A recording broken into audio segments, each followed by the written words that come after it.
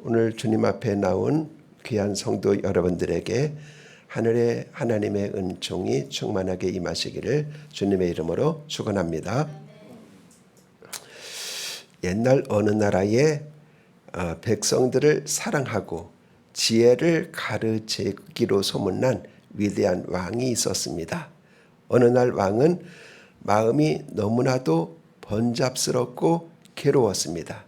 전쟁의 위기와 나라의 갈등과 그리고 끊이지 않는 국정의 고뇌 속에서 마음의 평정을 잃었습니다. 왕은 나라에서 가장 현명한 현자를 불러서 간곡하게 부탁을 했습니다. 내 마음이 너무 흔들리고 있어. 기쁠 때 교만하지 않게 하고 또 슬프고 절망할 때 용기를 잃지 않게 만들어주는 아주 귀한 글귀를 적어서 내게 갖고 오시오.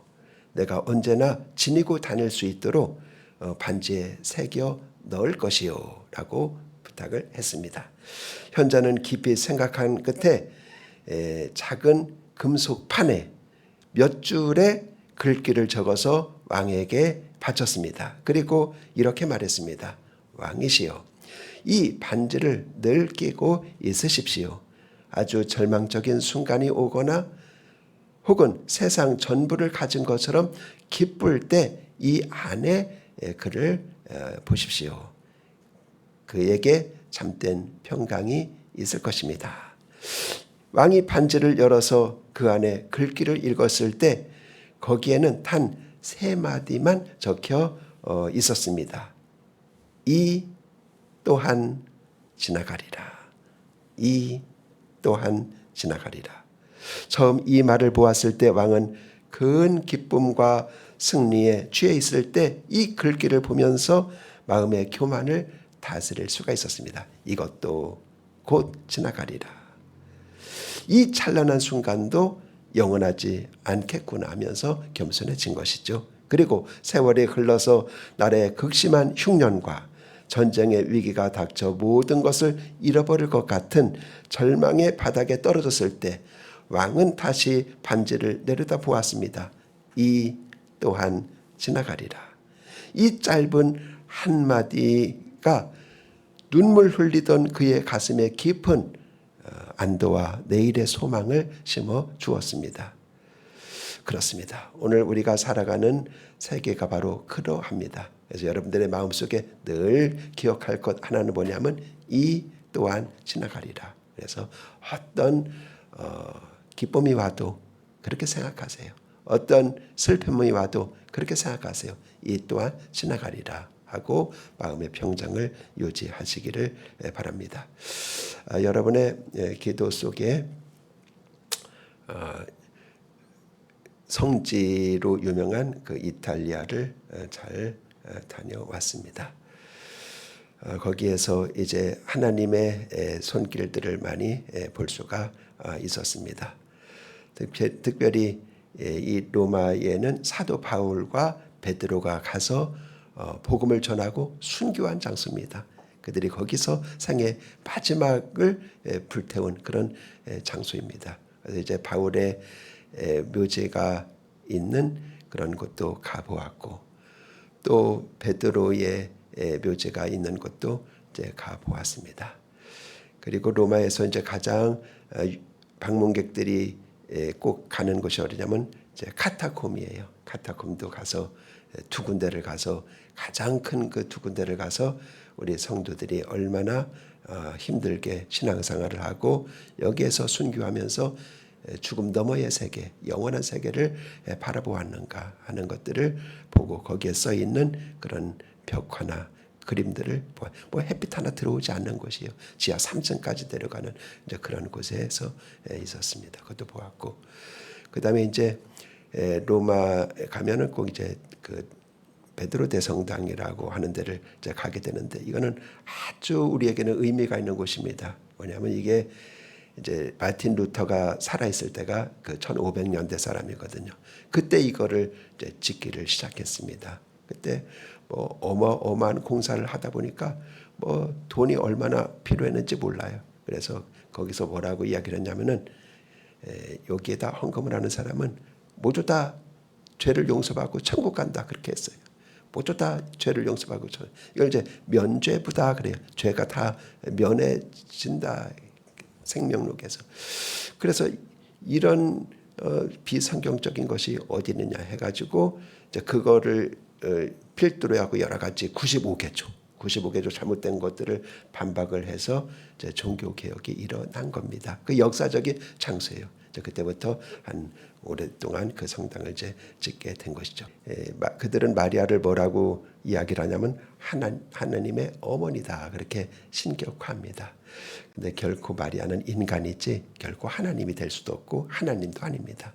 그래서 하나님의 어머니다 아주 그렇게 부르는데 지금 그렇게 부르고 있습니다. 이것은 절대로 성경적이지도 않고 성경에 그런 말도 없다. 오직 삼위일체 하나님만이 신이시다라고 하는 것을 말씀드리고, 두 번째는 이제 평생 동정이다 그렇게 이야기합니다. 즉 예수님의 탄생 후에도 평생 동정이신 이제 성모 마리아다 그렇게 말해야 돼. 동정이 뭐예요? 남자와 여자 사이에 전혀 성관계를 맺지 않았다. 평생 그렇게 말하는데 성경은 뭐라고 그래요? 예수님의 형제들을 이야기해요. 예수님의 형제들이 쭉 와서 제자들이 당신의 형제들이 왔습니다. 그러니까 누가 내 형제냐? 하나님의 말씀을 듣고 지키는 자들이 내 형제고 내 자매니라 그렇게 말씀했잖아요. 그러니까 마리아와 요셉 사이에 자녀들을 쭉 낳은 거예요. 형제들이 있었던 거예요.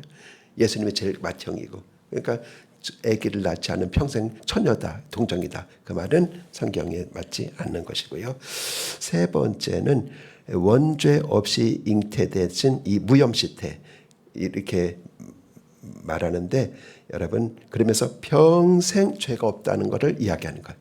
태어나서부터 죽을 때까지 평생 죄가 없는 원죄 없는 그런 무염, 염색되지 않고 죄로 물들지 않는 무염 그런 상태다 그렇게 말하는데 아니죠. 우리 모든 사람은 다 조금이라도 죄가 있습니다. 그렇기 때문에 구주가 필요한 거죠. 예수님이 그래서 오신 거죠. 조금 죄 지은 사람이라도 다 구원하기 위해서. 그래서 영원히 죄가 없는 성모 마리아다 그렇게 말하는데 그것도 틀립니다. 모든 사람은 다 죄가 있습니다. 마지막으로는 성모 승천했다. 그래서 성모 승천일이라고 또 이렇게 대축일인가 이렇게 있어요. 매년마다 지킵니다. 이것도 성경에 전혀 근거가 없습니다. 성경에 뭐 엘리야는 승천했다 이런 말이 있어요. 그죠? 엘리야는 불술에 타고 싹. 또 에녹도 죽음을 보지 않고 승천했어요. 두 사람이 있어요. 예수님이 이제 승천하셨고. 근데 마리아가 죽지도 않고 승천했다. 이런 것은 근데 이런 게 왜 나왔나 이렇게 보니까 그들이 이제 기독교 역사가 2000년입니다. 그렇죠. 2000년인데 성경이 없으니까 그런 얘기 안 하다가 1900년대에 그 교리를 새로 만들었어요.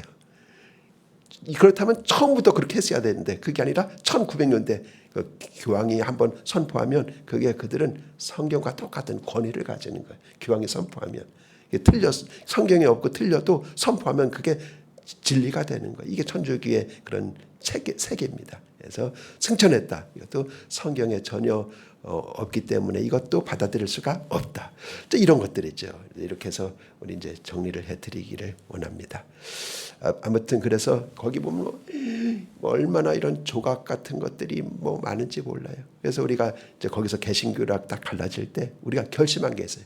우리는 그것도 어떻게 보면 우상 숭배거든요. 거기를 하나님보다 더 마음을 갖다 쏘는 거예요. 하나님보다 거기 가서 절하고. 그래서 천주교는 10계명 가운데 우상 숭배가 빠져 있어요. 우리는 제2계명이 우상 숭배 하지 말라 그거예요. 하늘 위에나 땅 아래나 물 아래나 어떤 형상도 만들지 말라. 이게 두 번째 계명. 근데 그들은 이 두 번째 계명을 아예 뗐어요.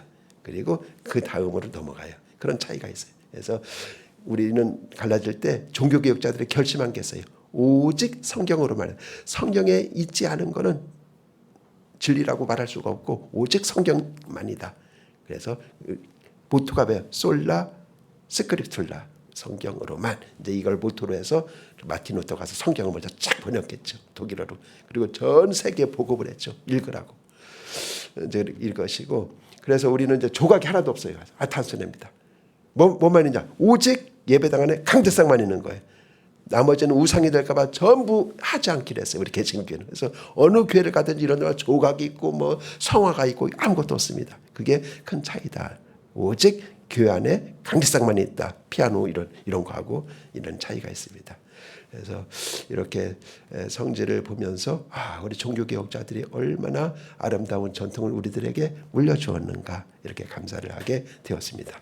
자, 이 정도로 하고 오늘은 여러분들에게 그 만남이라고 하는 아주 귀한 단어 하나를 여러분들에게 말씀드리려고 합니다.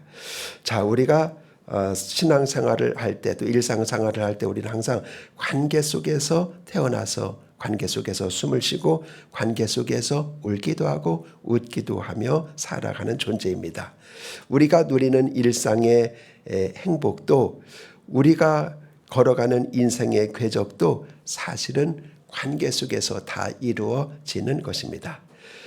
자신의 삶을 풍성하게 아름답게 가꾸고 싶다면 여러분 또 내 영혼 깊은 곳에서부터 참된 기쁨과 천국의 행복이 흘러넘치는 삶을 살기를 원하신다면 반드시 오늘 이 만남이라고 하는 것에 여러분들이 깊은 관심을 가지고 기도해야 하겠습니다. 그러므로 우리는 이 소중한 만남에 대해서 기도를 하고 또 노력을 해야만 여러분의 삶이 아주 아름답고 풍성합니다. 그래서 우리 노년이 될수록 친구를 꼭 두라 이런 말도 있는 것이 아니겠습니까?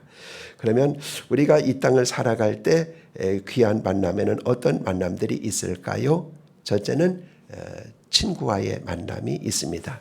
이 세상을 살아가면서 우리가 많은 친구들을 이제 사귀기도 하고 또 헤어지기도 하고 그렇게 하는데 근데 여러분 평생 같이 갈 수 있는 친정한 친구가 우리에게는 있어야 합니다.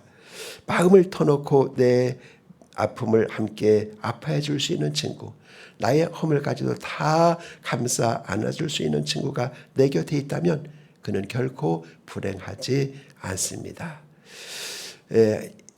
한국사를 쓴 사상가 함석헌 고인 선생께서는 아주 유명한 시 그대는 이런 사람을 가졌는가라는 시를 지어준 것으로 유명하죠. 거기에 보면 이렇게 말합니다.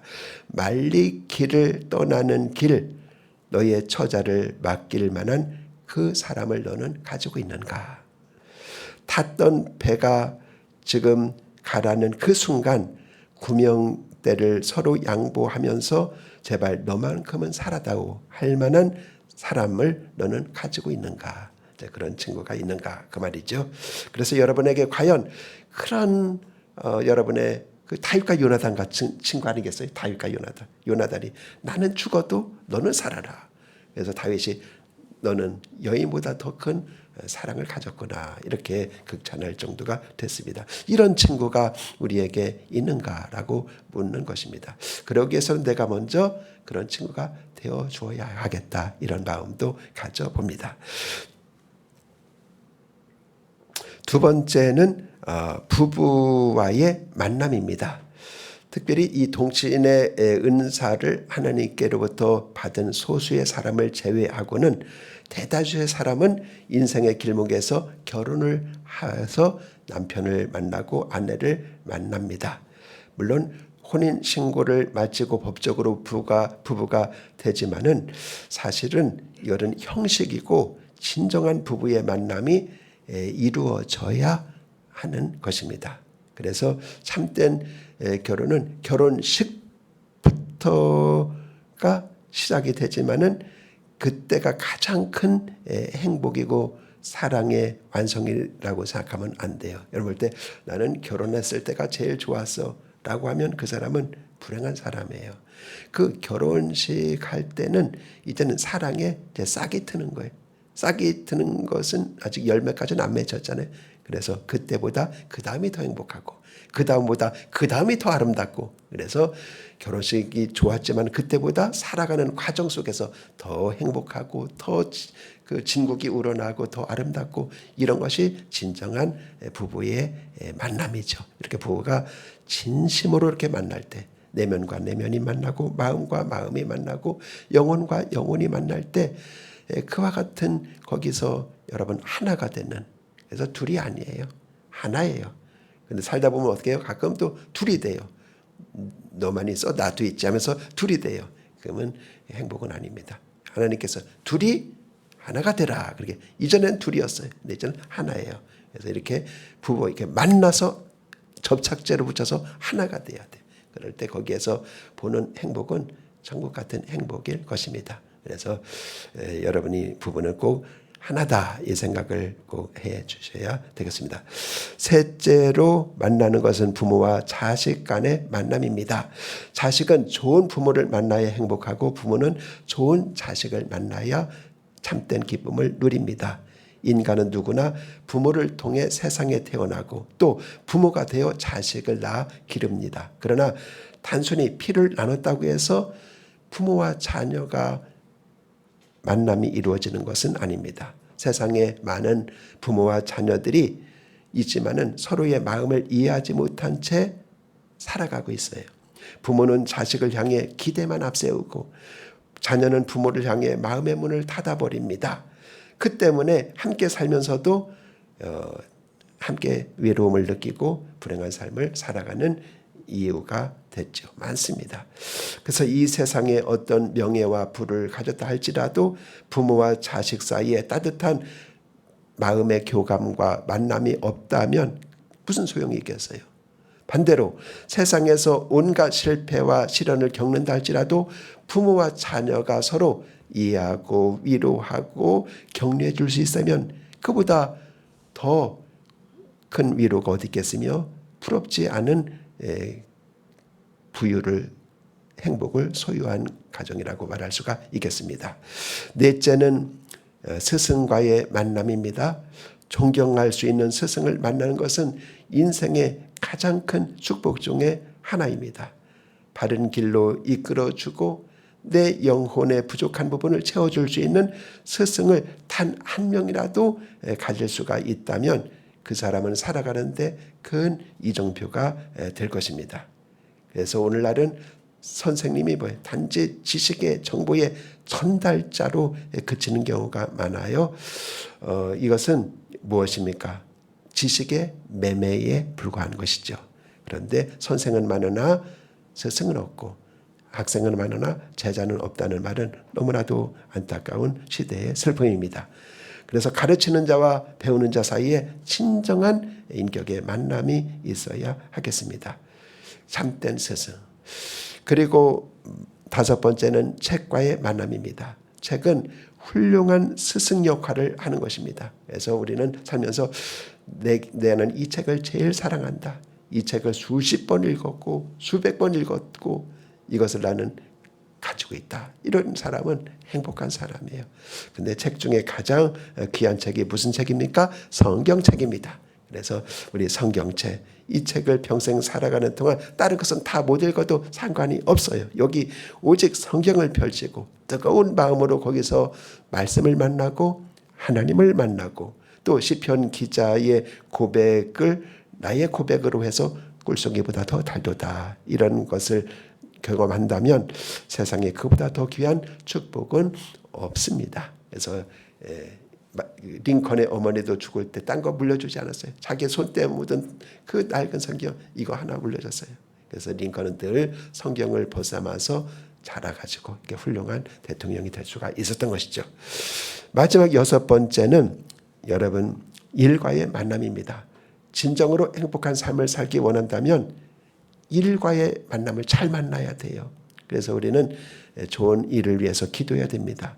많은 사람들은 일의 본질보다는 일이 내게 얼마나 좋은 명예를 주고 자리를 주고 월급을 주는가 하는 것에 관심을 둡니다.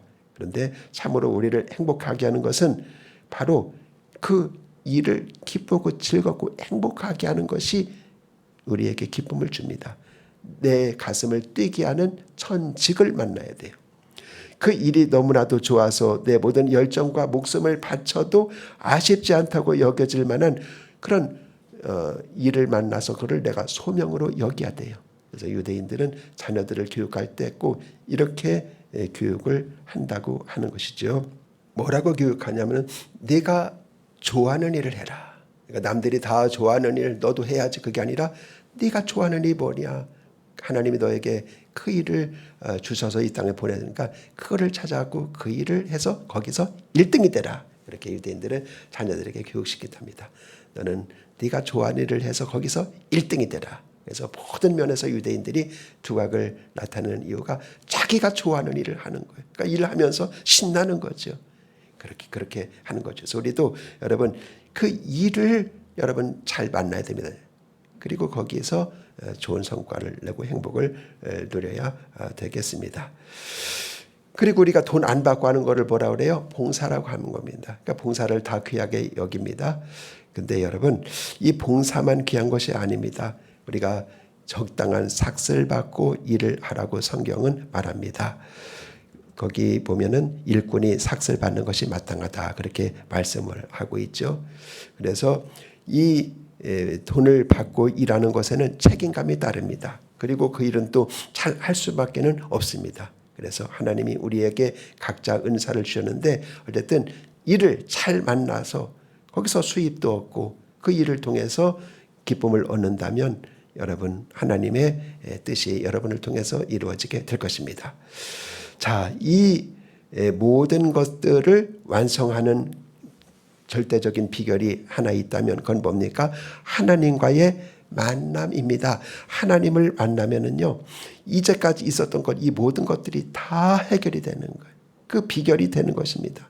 그래서 부모를 잘 만나는 것도 축복이고, 좋은 친구와 스승과 배필을 만나는 것도 축복이고, 좋은 일을 만나는 것도 축복입니다. 이거를 위해서 여러분들이 기도하시기를 바랍니다. 노력하시기를 바랍니다. 그런데 이 모든 만남들이 아무리 귀하고 소중하다 할지라도 이 모든 것들을 단번에 가능하게 하고 완성시키는 궁극적이고 절대적인 비결이 무엇입니까? 바로 하나님과의 만남입니다.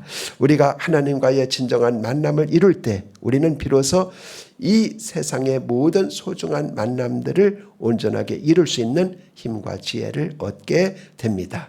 그래서 이제까지 말씀드린 6가지의 만남이 다 귀하지만 우리 인생 최고의 축복은 좋으신 하나님을 만나는 것입니다. 이 사실을 믿으실 수 있기를 바랍니다. 세상에는 수많은 사람들이 예수님을 믿는다고 하면서 이렇게 교회 울타리를 안에서 신앙생활합니다. 그런데 여러분 교회 안에 있다고 다 그 하나님의 자녀는 아닙니다. 그래서 나중에 하나님께서 가리실 것이죠. 그래서 우리는 진정한 하나님과의 만남이 있어야만 그 사람이 진정으로 구원받는 사람이고 성령의 사람이고 하나님의 사람이고 천국에 갈 사람입니다. 그러니까 내가 천국에 갈 사람인가 아닌가는 여러분들이 한번 진단해 보세요. 교회 다니는 것은 기본이고요. 먼저는 예수님의 이름으로 기도해 가지고 응답받는 경험들이 있어야 돼요. 그러면 하나님이 정말 나를 아시는구나.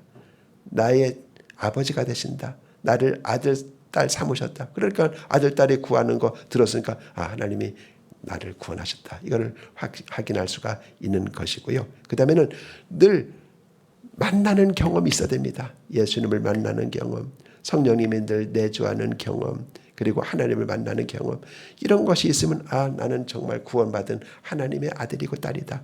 이런 것을, 근데 이런 것이 전혀 없이 그냥 교회만 왔다 갔다 한다. 그러면은 심각하게 고민하지 아니하면 아니 되겠습니다. 자, 오늘 읽은 본문에 보면은 이제 예수님과 제자들이 그 지금 여러분 상상해 보세요. 여기 이제 갈릴리 바다인데 거기에 동편에 베세다라고 하는 광야가 있습니다. 거기에서 오병이어 기적을 행했어요. 그러니까 거기서 많은 사람들이 우리 왕으로 삼으려고 이렇게 애를 썼습니다. 그때 예수님께서는 그것을 피해 가지고 산으로 기도하러 가셨어요. 그리고 제자들에게 너희는 빨리 배를 타고 가버나움, 맞은편이 가버나움으로 가 있거라. 거기가 본부거든요. 그렇게 했어요. 근데 제자들도 가기 싫었을 거예요. 우리도 왕으로 삼고 싶으신데 그럼 우리도 한 자리 하지 않을까? 그래서 가기 싫었을 거예요. 베세다에서 사람들과 함께 있으면서 우리도 왕으로 삼아야지. 그러면 제일 먼저 혜택을 보는 사람은 거기 선거운동했던 사람, 같이 있었던 측근들이 먼저 혜택을 보지 않겠어요? 그런데 순종했어요. 하나같이 전부 순종해서 내려와가지고 배를 타고 반대편으로 가는 거예요. 가는데 바람이 얼마나 방해를 하고 가지 못하게 하고 불든지 아무리 그땐 동력이 없는 거예요. 그냥 돛에 노를 젓는 거예요. 아무리 저도 전진을 하지 않는 겁니다. 전진하지 않는 거예요. 마치 벳세다에 머물러라. 여기서 왕으로 너희들이 삼고 편안하게 지내라 라고 바람도 그렇게 말하는 것 같아서요. 근데 애를 쓰는 거예요. 이 모습을 예수님이 기도하시다가 산에서 다 보신 거예요. 그리고 걸어서 거기까지 배까지 오신 거예요. 그러면서 오늘 하는 말씀이 두려워하지 말라. 내니 안심하라. 하고 그 배에 오르니까 그 배가 곧 목적지까지 다다르게 되었다 하는 말씀이 바로 오늘 말씀이 되는 것이죠. 그렇습니다. 여러분 언제 하나님을 만납니까? 언제 예수님을 만납니까? 우리가 이렇게 주님에게 순종하려고 방해하는 그 풍랑의 세력이 있지만은 그러나 우리가 주님께 순종하려고 노를 젓고 할 때 거기에 누가 찾아오시냐면은 예수님이 찾아오시는 거예요. 하나님이 찾아오시는 거예요. 거기서 예수님을 만나고 하나님을 만나니까 뭐예요? 잔잔해지는 거예요. 풍랑도 고요해지는 거예요. 그리고 목적지까지 순탄하게 다다르게 되는 것입니다. 이것이 바로 우리 인생이라고 하는 것입니다. 그래서 우리가 살면서 이런 풍랑 저런 풍랑 만날 수도 있어요. 그러나 하나님의 말씀에 순종해서 우리가 이렇게 나아가려고 할 때 거기서 주님을 만나요. 하나님을 만나요. 그러면 우리 마음이 평안해져요. 그러니까 하나님이 우리에게 주는 것은 마음의 평안입니다. 풍랑이라도 상관없어요. 잔잔해지게 합니다. 고요해지게 합니다. 그리고 평안해지게 합니다. 그리고 우리의 목적을 이루게 하고 목적지까지 가게 하는 것을 보게 되는 것입니다. 그래서 성경에는 이렇게 하나님을 만난 사람 이야기로 가득 차 있어요. 대표적인 사람 누가 생각나요? 삭개오가 생각나잖아요. 삭개오는 그 예수님을 만나고 싶어서 뽕나무 위로 올라갔잖아요. 체면도 없이 뽕나무 위로 올라가서 예수님이 딱 거기를 가신다는 말을 듣고 가시다가 눈을 들어서 뽕나무가 높아요. 눈을 들어서 삭개오야 내려오너라. 내가 오늘 너의 집에서 하룻밤을 자야 되겠다. 얼마나 깊어서 둥 때려 내립니다. 예수님을 자기 집에 모십니다. 사람들은 수구수구하죠. 죄인 집에 들어갔다. 당신은 창녀와 삭개오가 대표적인 죄인이에요. 예수님을 탁 모시고 예수님 제가 죄를 너무 많이 지었습니다. 백성들이 저를 죄인이라고 합니다. 그래서 내가 회개합니다. 용서해 주세요 하고 자기의 재산을 다 절반은 가난한 사람에게 또 누구에게 토색한 더 받은 거 있으면 4배라도 갚고 이렇게 하겠습니다. 예수님 구원이 너의 집에 이르렀다. 이제 너도 아브라함의 자녀이다. 그렇게 말씀을 해줘. 그러니까 예수님과의 만남에 그러자 그의 인생 전체가 바뀐 겁니다. 얼마나 아름다운 모습인지 몰라요. 이렇게 성경은 하나님과의 만남으로 인생이 다 바뀐 사람들로 가득 찬 것입니다. 그래서 우리도 살면서 누구를 만나야 되느냐? 바로 하나님을 만나야 돼요. 예수님을 만나야 돼요. 그리고 여러분 마음속에 늘 상주하시는 분이 누구냐면 바로 성령님이세요. 하나님과 예수님은 좀 하늘나라에 있지만 영으로 여러분에게 찾아오셔서 만나주시고 그리고 늘 내 안에 늘 거주하시는 분이 바로 성령님이신데 그분을 만나서 우리가 생활하는 그런 경험을 우리는 늘 가져야 됩니다. 하루라도 그분을 만나지 않으면 안 돼요. 왜냐하면 늘 우리하고 계시는데 내가 안 만나면 되겠어요. 그래서 내가 이 세상의 만남이 다 소중해요. 귀하지 않은 것이 없습니다. 그런데 가장 소중한 만남은 바로 하나님과의 만남입니다. 하나님을 여러분들이 만나시면 여러분의 삶에 의미가 있습니다. 보람이 있습니다. 평안이 있습니다. 그리고 흥분이 있고 감격이 있고 발전이 있고 적극적인 삶이 됩니다. 늘 하나님을 만나는 이런 삶을 통해서 여러분의 삶에 오늘보다 내일이 더 나아지는 그런 삶을 살아갈 수 있기를 바랍니다. 우리는 종교개혁의 후예들입니다. 이 자부심을 가져야 돼요. 얼마나 저도 이번 여행을 통해서 우리가 이 종교개혁의 후예라는 게 얼마나 보람된 것인가 하는 것을 알게 되었습니다. 그들의 모토 중에 하나가 뭐라고 그랬죠? 아직 가장 좋은 것은 오지 않았다. 이게 그들. 그러니까 만날 때마다 그렇게 인사해야 돼요. 아직 가장 좋은 것은 우리에게 오지 않았어요. 그래. 이제 곧 올 거라는 거. 나중에 올 거라는 것이죠. 더 올 거라는 것이죠. 그렇습니다. 가장 좋은 것은 오지 않았습니다. 그렇죠. 언제 가능하냐? 하나님을 늘 만날 때. 하나님을 만날 때 우리에게 더 좋은 것이 기다리고 있고 우리에게 주어지게 될 것입니다. 이 축복을 다 함께 누리게 되시기를 주님의 이름으로 축원합니다. 기도하겠습니다. 하나님 아버지, 오늘은 하나님과의 만남이 우리의 가장 귀한 신앙이라는 사실을 같이 나누었습니다. 이 말씀을 주신 것을 감사합니다. 우리가 교회만 왔다 갔다 하고 뜰만 밟는 사람이 아니라 정말 교회의 주인이 되시고 우리 인생의 창조자, 구원자, 주인이 되시는 하나님, 예수님, 성령님을 늘 만나는, 그래서 감격하고 흥분하고 눈물 흘리고 응답받고 축복받는 사람들이 되게 하여 주옵소서. 예수님의 이름으로 기도하옵나이다. 아멘.